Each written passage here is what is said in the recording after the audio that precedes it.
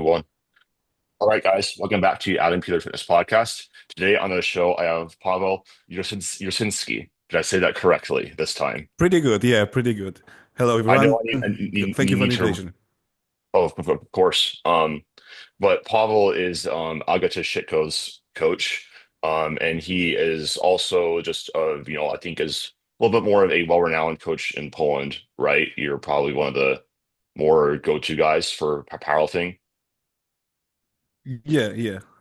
I'm like pretty now connected to powerlifting. I'm focused on powerlifting. Let's say that I'm one of the powerlifting coaches in our country.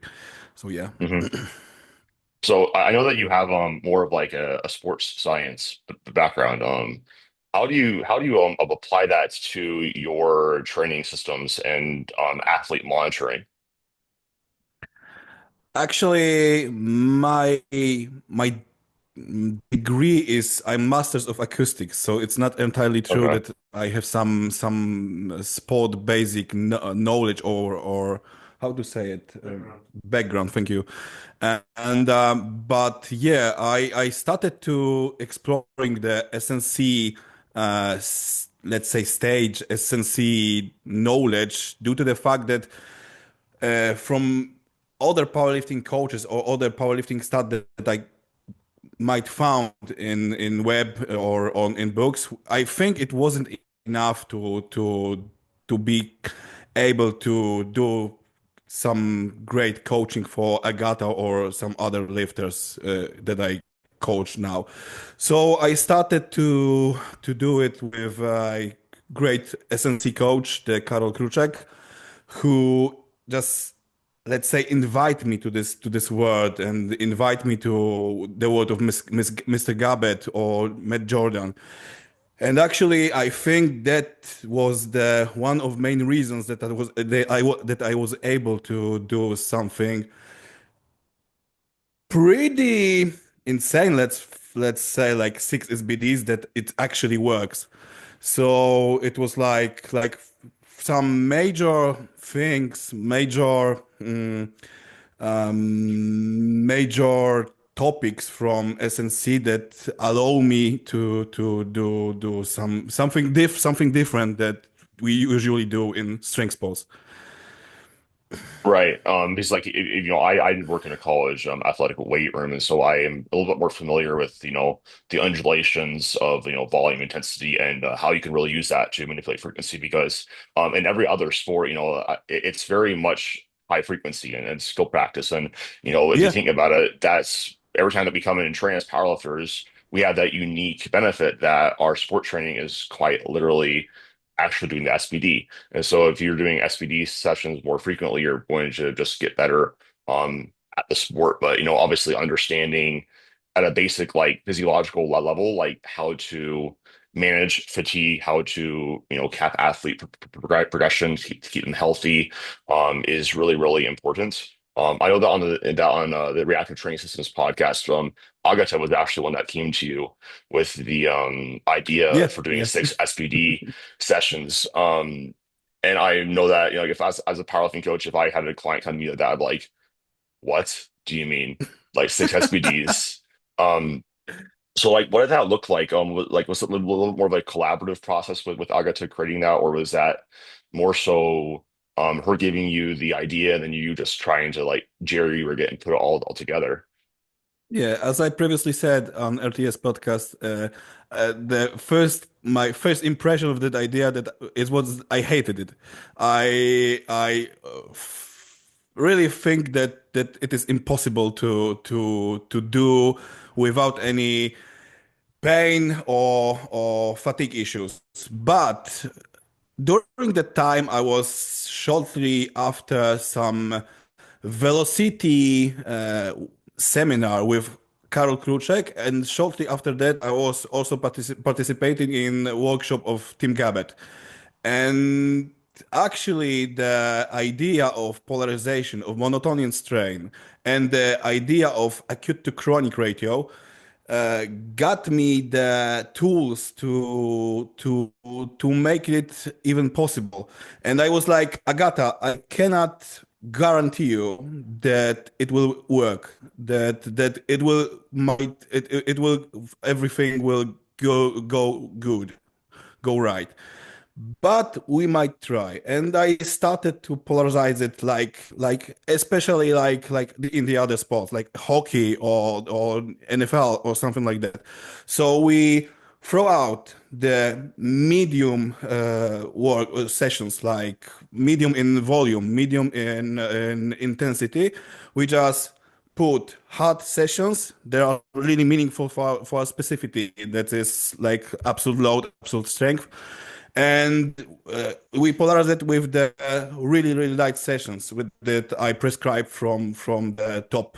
Like let's say Agata after the primary day when she will do like some really big numbers. Let's say for the top set it will be the double for Ep.107. After the next day, she will do 60% for like say, let's say 4 sets of threes. So it's kind of really different approach for the training session.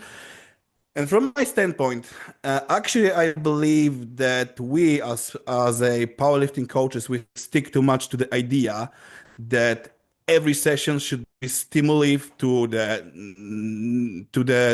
central nervous system, or to hypertrophy, or to actually to the peripheral system, right?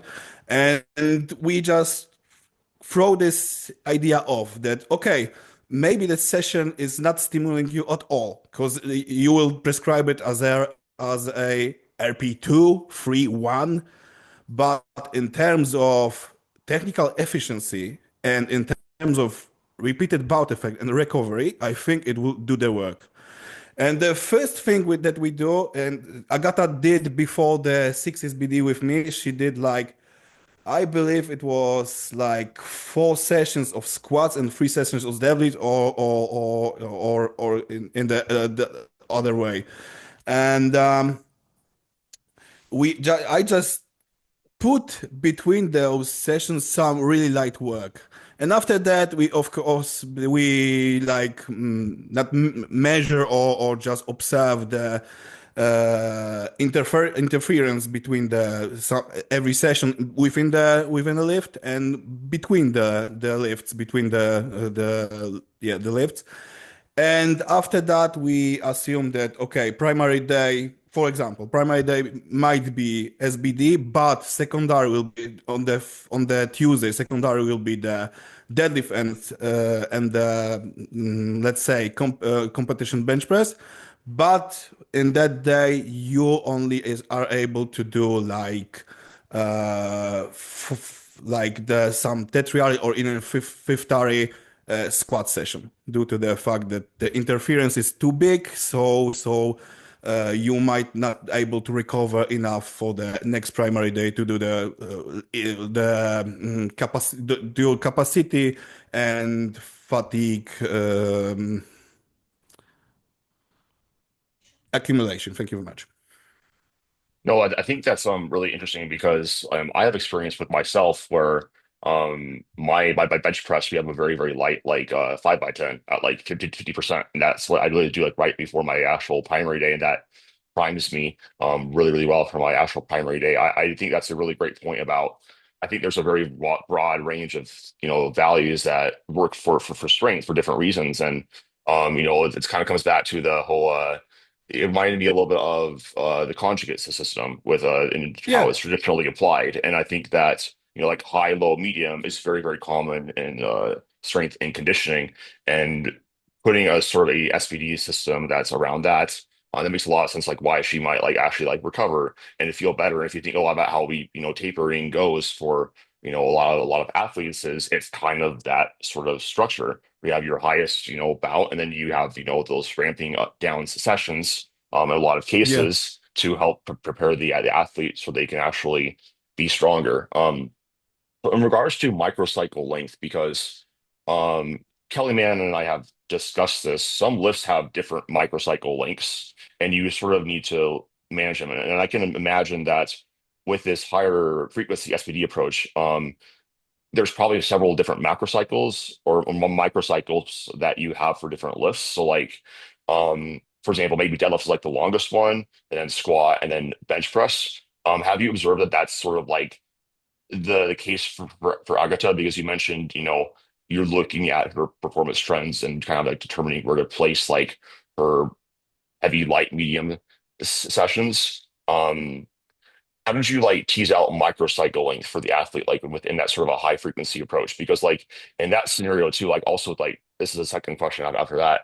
The higher the free frequency goes, the less variation you can actually have in microcycle design. So, how do you structure though? How do you number one find the microcycles for each lift within that higher frequency? And then the last question I just mentioned.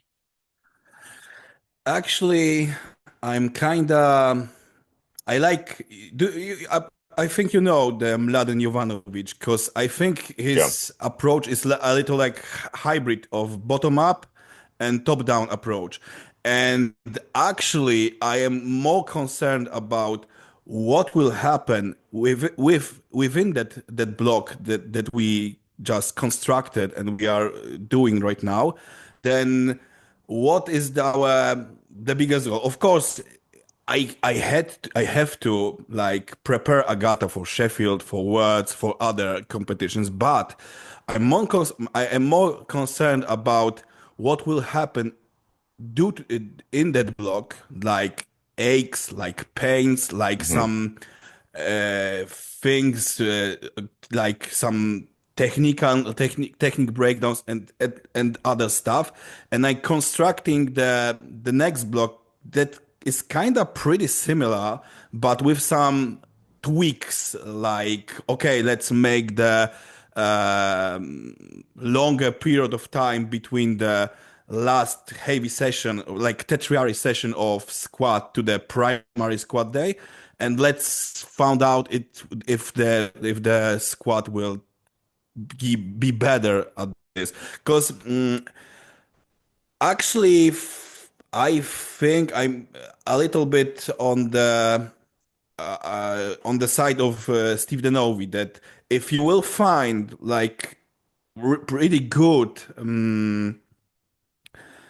pretty good block structure, you should stick to it. You also might do some tweaks like, okay, we are off, like we have in off season, so let's make some higher reps to make sure that you'll maintain some hypertrophy work, some structural work, and we will lower it till you get to the competition. But it's unlike in the other sports because we actually are working on one thing about the maximal strength. So I think that due to the fact that you have 6 sessions for 3 lifts, each lift has 6 sessions. It's like 18 sessions. You are due to this fact that I am a big fan of daily undulating periodization or weekly undulating periodization. You can, due to the fact that the frequency is so high, you can work with everything at the same time. So, for example, Agata also, even now, even just before the Sheffield, she had one session of bench press that she did 3 sets or 4 sets of 12 tens during the it was fifth hour day or something like that, just to make sure that it is like properly polarized, that it's not only strength oriented, we also managing the other things that are pretty also important. Thank you. So yeah, and about the time to peak, yeah, actually, Agata, I think Agata is like quicker peaking in deadlift than in the squat. But also, I am using the dynamic RPE progression from week to week, also Steve or Marcellus Right. Williams does. It's not like in emerging strategies of Mike. So that give me some advantage that I can like extend whole time to peak of deadlift and a little bit make quicker the time to peak of squat due to the fact that I can jump to like say I can extend that deadlift will be started at RP5, let's say, and it at the same time will start squats of RP6 and maybe jump from week to week. RP will be half, one, or even one and a half, something like that. So I am able to maintain that her time to peak in all three lifts will be at the same time, or I believe in it. Right. So yeah. Yeah, so it sounds like basically with the overall like time to peak, obviously dynamic RPE system within that structure. My question with that is, are you progressing every session within the SVD? Is it that high frequency, or is it mostly like only priority sessions? I am big fan of overload because overload is like our bread and butter. We Right. are we need to overload our athlete, but the easiest session I might overload in a different way than just putting more weight. I can do like let's say Agata did for some central weight 3 sets of 4. Okay, the next week you will do 3 sets of 5s. And this is also Mm, overloading, but not exactly in terms of central nervous system stimuli that I will overload just due to the fact that I give her more weight on every session. Because I think it's at the end the whole polarization thing, the whole idea of it would just ended badly. It wasn't be polarized at all. And funny thing is that this the if the light sessions are prescribed for her are ended that she give her like 4 or 5 RP, it's the first signal that something is wrong with the block because that sessions should be really really light, and this is the first signal for me. mm, Okay, there is some problem. There is some issue with blog, so we will talk to her. I will look for some clues in acute to chronic ratio and found where is the issue.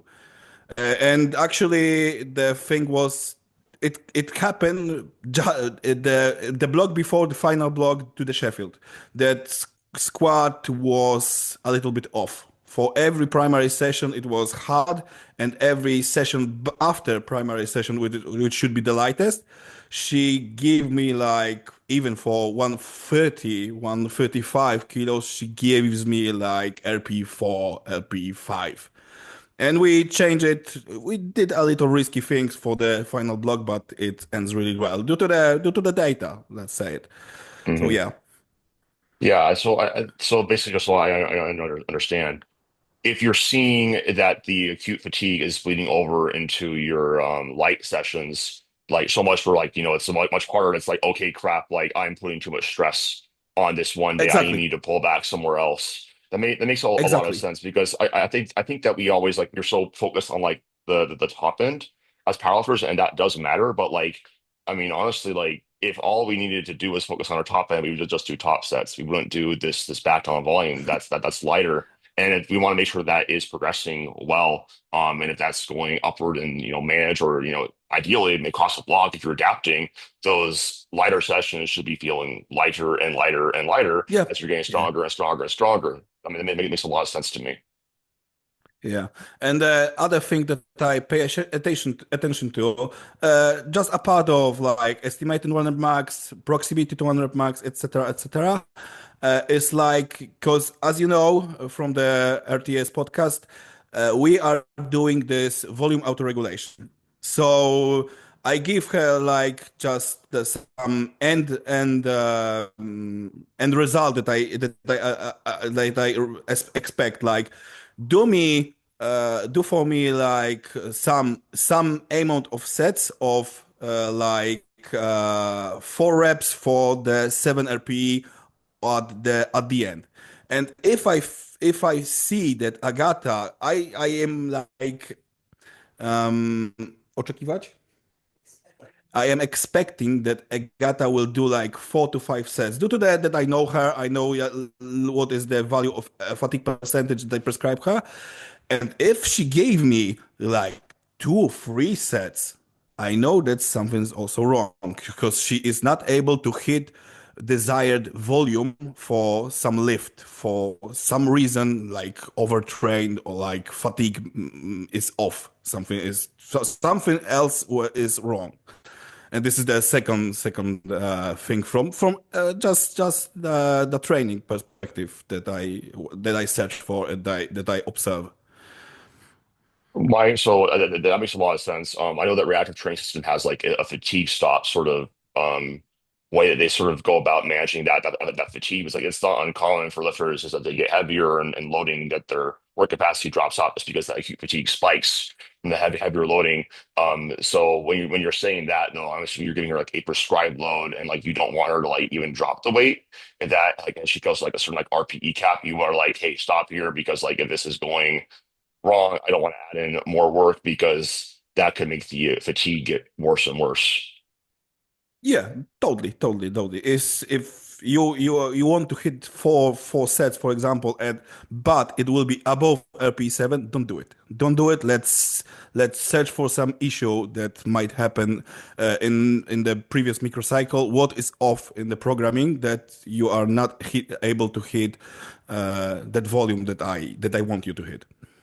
I think that's really awesome that you do that because I think a lot of times like as very passionate athletes who want all the progress, like we feel like we have to always follow the prescription no matter what, even if our body is saying, "Hey, like this is not going the way it should," or this session isn't feeling how I know it should. Like when I feel on, and really is just saying, "Stop here, don't force through that," because if you do have that happen and you are forcing things and you're trying to, you start overshooting, so you want to force the weight, or you start doing more Yeah. volume and you're going above certain intensity, as a coach, that's a lot harder to manage and pull off that fatigue to help get them in a better spot. And I think that requires a lot of experience and knowledge of how to solve problems based off of that data. So in a scenario like that, Pavel, what would your problem solving process look like for an athlete who is maybe they are reporting those signs of overlapping fatigue in lots of their sessions, and you want to get on top of that like as fast as possible and figure out what's causing that, and then so you can allow the lifter to progress again. Yeah, the first thing, and I really believe that a part of some things that happen to lifter to athlete that he's getting divorced or he is during the some exams or during high school. I search for something that I might do wrong. I search also, I believe that it, in most cases, this is the coach coach did something wrong. This is the coach faults that something was off. So I started to actually pretty common. I will talk to lifter to athlete. Okay, what happened? How do you feel during primer days? You felt that everything was good, or you felt exhausted or undertrained, and after that we are just together with my athlete. We do some meetings one on one on online or on live, and we are searching for some I read to them data, what I see from data, and we are just managing. Okay, that one session might be go wrong due to the fact that here you did something off. I just program a little bit differently block because what comes to my mind, I have one athlete who is also a coach and a personal trainer, and he also owns a gym. He works a lot, and during we managed to have really good block in terms of SBD, in terms of volume and intensity and the output of that block. And I thought that okay, maybe on this very last backoffs, the weight on those backoffs was really light. It was like, let's say 65% for some 4 5 reps. And okay, let's double it. It will be not one set but 2 sets.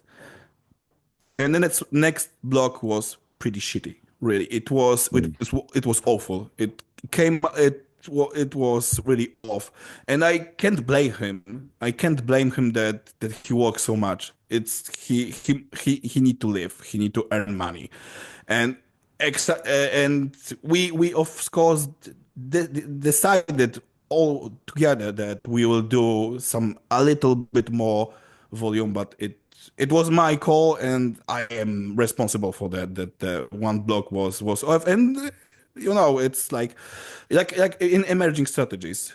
But in emerging strategies, it's lasts kinda longer to the fact that we are measuring time to peak from every lift, etc. But you are like mm, making some structural block, making some microcycle, and you're just repeating them and assuming that it will pay that it will work good. I think this is the main idea. Um, yeah, and from my perspective, the acute to chronic and the ratio of central nervous fatigue to total fatigue is pretty important to me to measure it because I using I use the Robert Frederick equation for the exertion load, and I think that most of my coaches programming is like based on that. It's like our fundament. Yeah, so basically separating that central fatigue from like peripheral fatigue and identifying what might be causing that in the overall program. Yeah. There's a sign that if the central fatigue is higher in terms of ratio with total fatigue or even peripheral fatigue, it's like a signal that okay, maybe it's the normal way because during the block when we getting the higher RPs for the primary, secondary, tertiary sessions, it might happen, but it's like the acute to chronic ratio of it. If it's like 5%, 10% higher, let's say why? What is going on? Is it safe or it's like a little bit too heavy, too quick that there's this increment.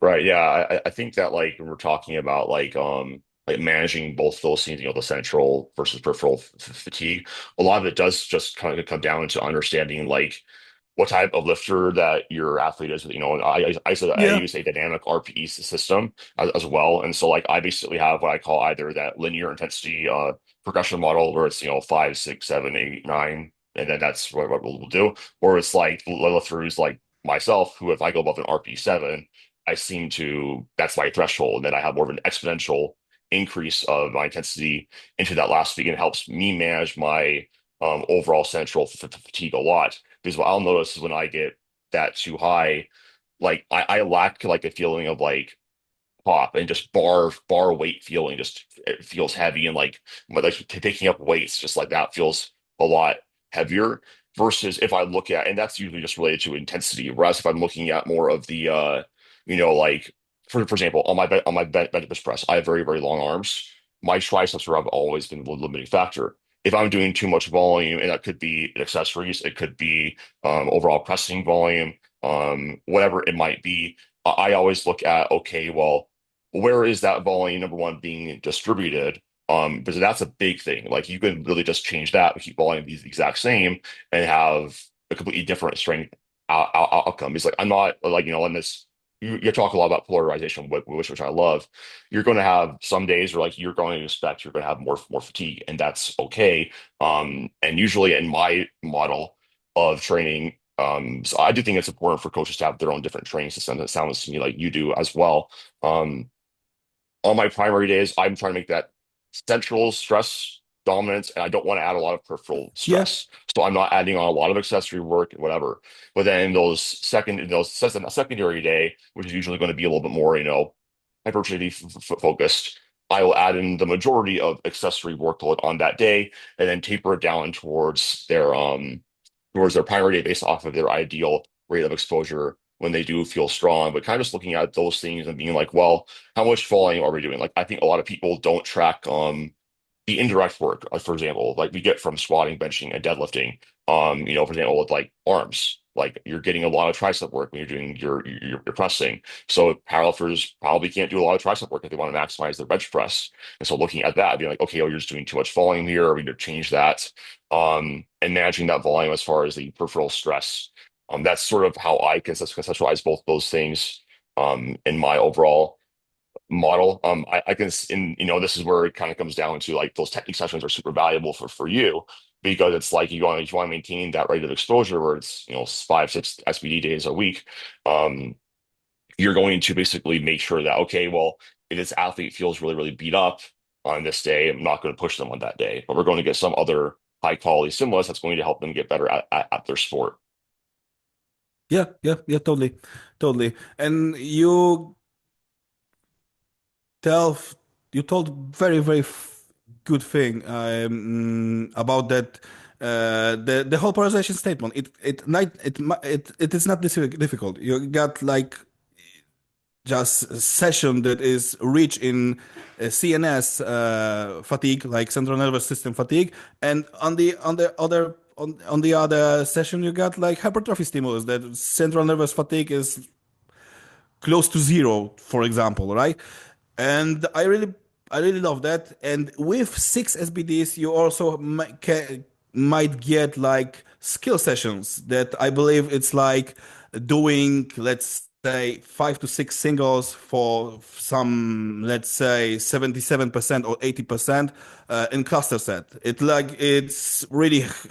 I really admire that in the deadlift where my athlete can just work in exact skill about the let's say getting bar from the ground, right? Like or the first part of the movement. And after that, even if we got, because not everyone, obviously, not everyone trains with me, work with me, and get 6 SBDs. Not everyone is able to maintain that, to be able to just put it in her schedule, in day schedule. But I can do like skill session after that, like 2 or 3 sets of eights in RDL. So got skill session. After that, got some hypertrophy sessions. It's pretty. Still, it's pretty polarized from the primary session when we do like max effort from the west side barbell or Mhm. for like we can I think we can say that it's like max effort, but for some for some RP from the start to end of the block that is increasing. Yeah, I think that's like one of the more nuanced things in powerlifting that we've had, more of that understanding that, instead of changing, the movement pattern you're doing every single week and doing like, a true maximal effort on that, just understanding that we're just trying to build up to a peak condition and keep things as consistent as possible within that microcycle and training blocks so that we can, have that predictability because it's like, if you're doing different variations all the time, like they did traditionally, and West Side, you can't really track that data very well. Like you don't know if you're actually getting stronger or not because there's Yeah. such a big difference in stimulus. Um, Now I want to ask you, I did mention a little bit about accessories. Do you program in any accessories in the overall microcycle? And if you do, how do you approach that? Yeah, yeah, I do. I do. Obviously, in 6 SBDs, the accessories are like minority of whole volume that we do, due to the fact that the sessions will last like 6 7 hours to that. But let's say in primary, secondary, there is only one accessory for like for abdominals or some light back work. But when we, especially in Agata's case, when we got some light sessions, 5th 6th SBD, I will give her some work. And from my standpoint, due to the fact how our lifts looks like how looks squat, how looks deadlift and bench. I believe that the main I focus mostly on hip flexors of thoracic extensions, and this is like due to the fact how deadlift looks like, because deadlift also might be give some stimuli for the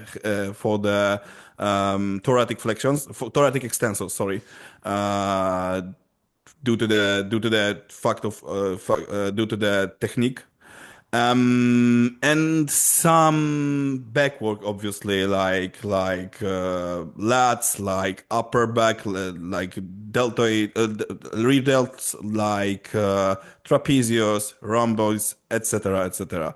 But it's not very rich in volume. I, s- yeah, I believe that especially with Agata, let's stick to Agata in that case. Agata now is doing like 190 lifts in bench press. I am not able to give her like 900 lifts in the rows, in pull-ups, or even in the log clean.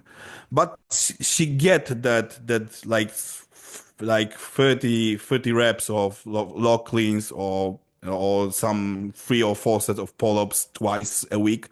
So yeah, I give accessories. The basic principle for it, the basic principle is like to train hip flexors, to train thoracic extensors, and maybe in some other cases when the lifters is getting some hip shift, some lateral shift, I will give some unilateral stuff like Bulgarian split squat, like one leg deadlift, staggered deadlifts, etc., etc. But still it's minority. Now I have like 3 female lifters who got 6 SBDs. Agata actually is doing now 7 SBDs. We are like exploring that thing. We'll see how it goes. Very fun. But yeah, the other two girls has 6 SBDs, and it looked pretty the same. And funny thing this is that if we have a lifter who is got a pretty big hip shift after the light sessions, I believe that this is the work from light sessions. This lateral shift, that hip shift, is starting to being normalized to normal bilateral, pretty uh, pretty equal squat of that, and I'm pretty amazed with that those light sessions, even without a big amount of accessories that should help lifter, is working in terms of some, let's say, even prehabilitation. And yeah, I think that's a good point about the whole prehab with the doing lighter movements, because like that's really like the best way to sort of teach your brain like how to move the way that you want to, is more repetition at that lighter load that really technique doesn't really break down. And then if that is, that can carry over really well into the primary day, especially if you're dealing with that hip shift. In regards to the accessories, I mean, that makes a lot of sense to me, that you're basically looking at, okay, how is this lifter moving? What are the weak points in their kinetic chain that might be breaking down? How do we strengthen those, and identifying most of your approach there? Because it's like, I also like, I really like bodybuilding, and like I do a lot of bodybuilding work, but I do think also with, especially the hyper specified program, or the more you want to be a powerlifter, that has that hypertrophy does play a role, but we're talking hypertrophy of the prime movers. And if we're doing all this SPD volume, those prime movers are generally going to be pretty jacked, but everyone's going to have their own compensation patterns, movement deficiencies, et cetera. And so using accessories to help with that really are is a great strategy. One lifter that I know and I'm friends with, I don't know if you're familiar with Johnny Kaufman, but a lot of his yeah. programming accessories is just like that. Like I've seen him, I've lived training with him, seen it, like what he does, and it's exactly what he said, that those thoracic extensors and hip flexors, that's like the majority of his accessory work. Then he might have like some more bodybuilding days because he doesn't do. 6 SBD days. But I think that's a good way to sort of identify like what is your goal as a powerlifting coach and what does your athlete need from a development standpoint as because like if someone really just want to be the best version of themselves, a powerlifter, like having like most of that stress allocation go into your SVD equals higher return on investment versus if you are doing, SVD and then a whole bodybuilding push day or you're doing, press up, push downs, incline double press, that is taking away from that's giving a different signal to your body than really adapt and get really good at these movements. So it sounds to me like, and this is something I think that I guess like Eastern Europeans in generally do a lot more of is much more of this like sport specific hyper specialized agatas. Yeah, this is her salary, this is her job, and so it's much more like this is just what I'm going to do because this is how I make my money. Versus in the States and more westernized countries, it's not like that, and it's a lot more like all over the place. Obviously, we see lifters having success with different approaches. Um, I think that's cool, is that there's a lot of different ways that people can respond to training, but your job as a coach is to identify like what does the athlete want to do, Yeah. what are they excited about with training, what allows them to make progress in a predictable manner that doesn't get them hurt or burnt out. Um, and clearly, Agata is the type of person, just like from the outside in, she just loves getting after it, loves working hard. And I think that that's probably the person that would be more suited for that higher frequency training in general, like you've programmed for her.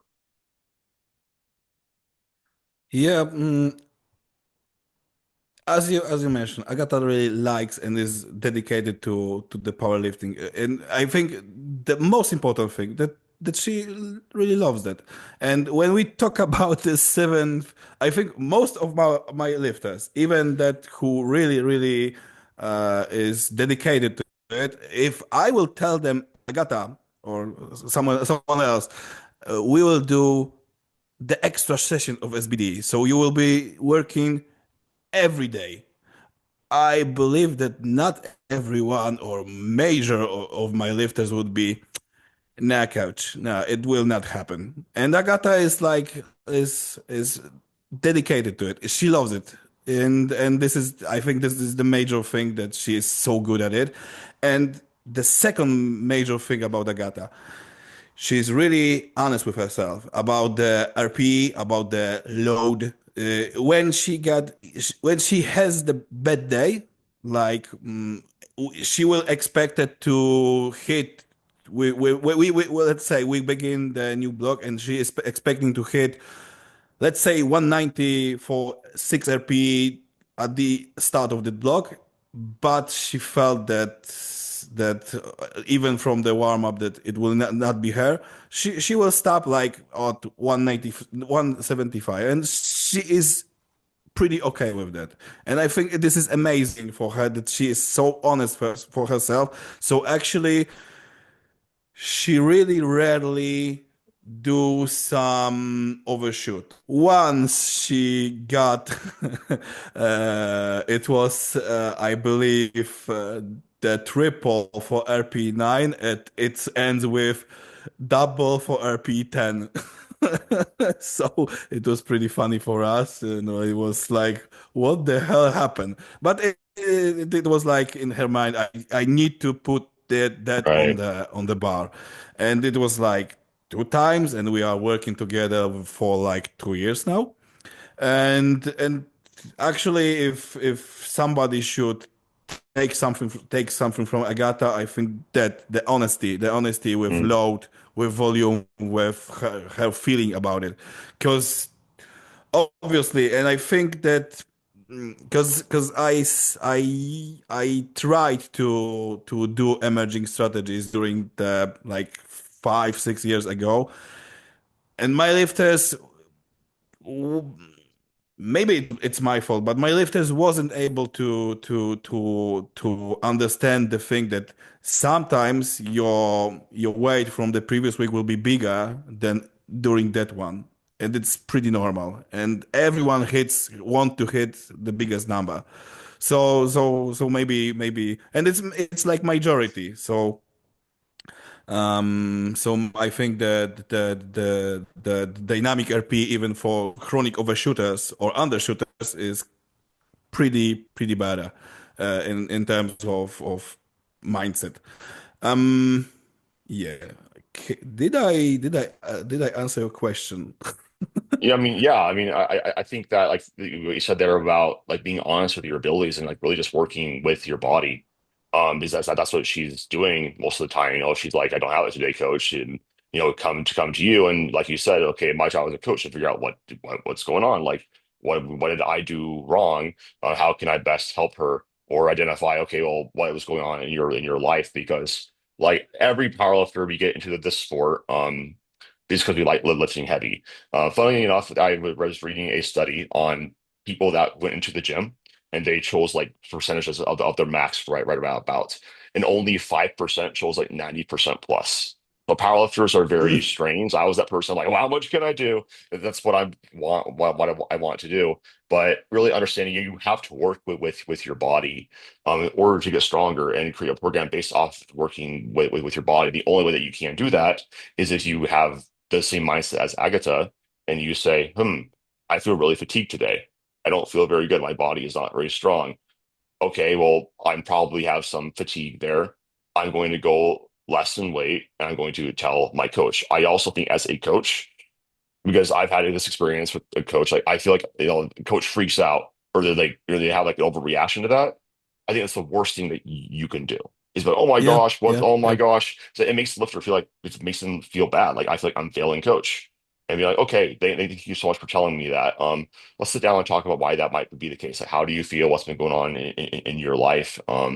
Maybe we need to adjust this day down even. Like maybe my range I prescribed for you based off your RPE because you're more fatigued on this day. Maybe that just needs to be less.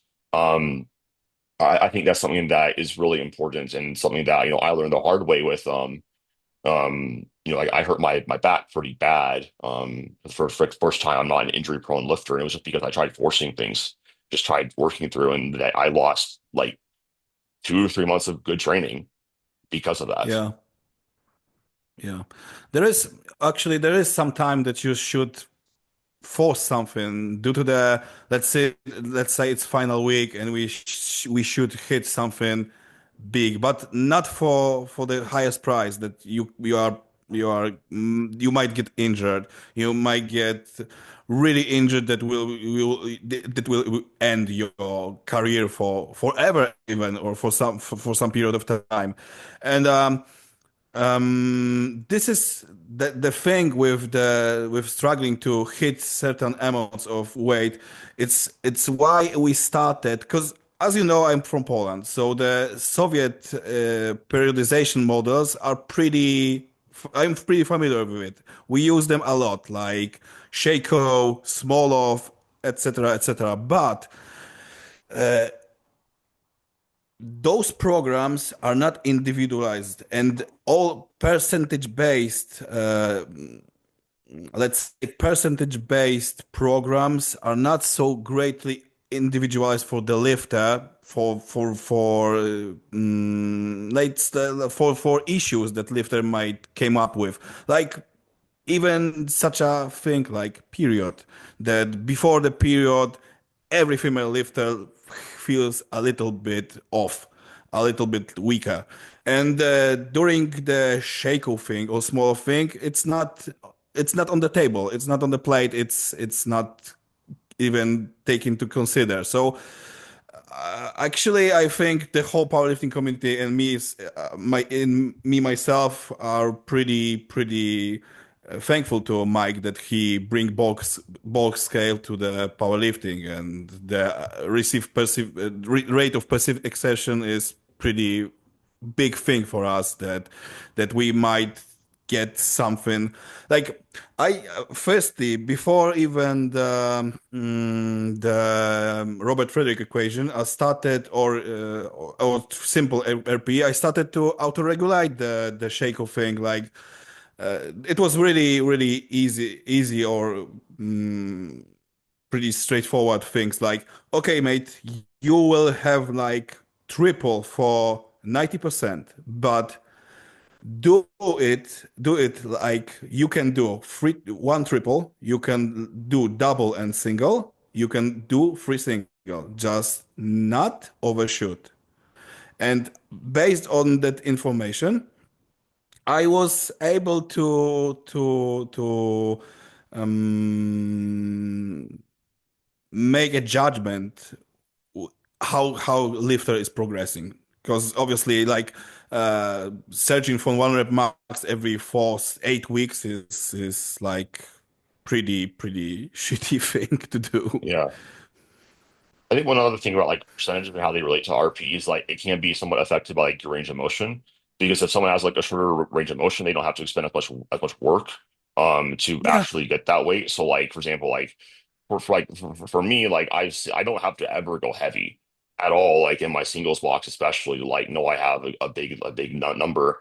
And that's just something that I've learned over time with sort of individualizing my own RP scale. And it's funny that you mentioned like the 90% thing, because I'll do that with like my lifters too. I'll say like how many can they get, but don't go above like in an RPE yeah, 9. yeah, And that can tell totally. you a lot about how you need to like actually like adjust down their percentages, or just up their percentages, because that is, a sort of way that you can help, I guess, approximate those percentages for the lifter. And the longer that you work with an athlete too, you can sort of understand, oh, this is like these numbers mean this. Because if some lifters are just really good at doing reps and you're like, oh my gosh, you got 90% per set of five. Well, maybe that person just is really good at that. And the other lifter gets 90% for a single, the same RPE, and you're like, oh, good for the exact same weight. And you just need to know how to identify that and adjust things. Based off of the lifter. So I guess just to wrap things up, um, are there any pieces of advice that you would have to anyone who is looking to achieve something similar to what Agata has achieved in the sport, or in like your best athletes? Because I think that as coaches, we see certain character traits that really helping them succeed. And you already mentioned her lack of overshooting, but any personality things or how she approaches her training. um any advices? I think maybe it's not really advice, but I believe that um the three biggest names in Polish powerlifting is Agata Sitko, Krzysztof Wierzbicki, the Mr. Deadlift, and Konrad Blewonska. He's actually is starting in untested federations, but he also hit as a first Polish lifter. He hit 1K total. And what they are having in common, they start really early. The Agata started to do some things with dumbbells when she was 13.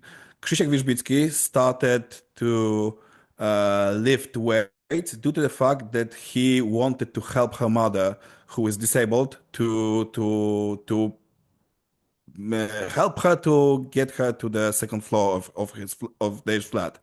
And also Blewonska also started pretty early. And I know it's not a piece of advice, but I think if you start early and just focus on not only doing the strength thing like we are we were and we and there are people who are teenagers should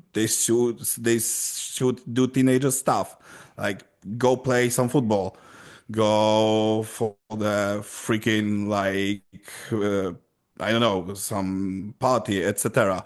But I think that doing the powerlifting for very beginning is pretty helpful. And it might be not true because also we have a lot of lifters who started uh pretty when they were like 25, or even I know some lifter who also hit 1K and he was above 30s. And yeah, I think that could be some like other. basically like this takes time, like right, like like it takes time to like get really really good at the sport. So don't expect things to happen overnight, and sort of like buy into Yeah, the yeah, process of just getting to your goals. And understanding that everyone's different. I guess like that's like what I sort of took from that is like, starting young can definitely help out a lot because you're a little more sensitive to stimulus, and can probably have a slightly better outcomes. But just understanding that usually like it takes time for people to get to different peaks in the sport, and just doing your best every single day to help facilitate those outcomes. Yeah. So. Would Thank would you repeat the other part of the question? Because I quite don't get it. Didn't get it. Oh no, I was just asking like what are some like the like personality traits that you think that you are needed or character traits for like long-term success in the sport as an athlete? Oh! I think the honesty, the how to say it? One sec. Dedication, of course, obviously, and I think that not treating herself, ourselves too harsh, to beat some to beat. It's not like you should be not dedicated or should be not invested or the other word is um, zaangażowany. Aha, okay. Sorry. You're And good. yeah, and I think if those are the major three things, but you shouldn't be so hard for you. There will be bad days, there will be good days, and I also had a lifters who just when some session was pretty bad, they even wanted to go to the gym the next day and hit that once again. And we all know that it doesn't work like that. So be patient, be dedicated, and everything should be really good in your process. I think that's a great way to end things off. So thank you so much for being willing to come on, and Pavel, I really super enjoyed this conversation. I'm sure that this is probably going to be one of my more popular episodes because a lot of powerlifting coaches are interested in what you're doing. So if people want to hire you for coaching, where should they head? Yeah, so you can find me basically on Instagram, Paweł Jurczyński. Maybe we'll just put it in the in the I will. comment Yeah, I will. my full name or our website, but unfortunately is only in Polish. I think we should change it. Yep. It's like a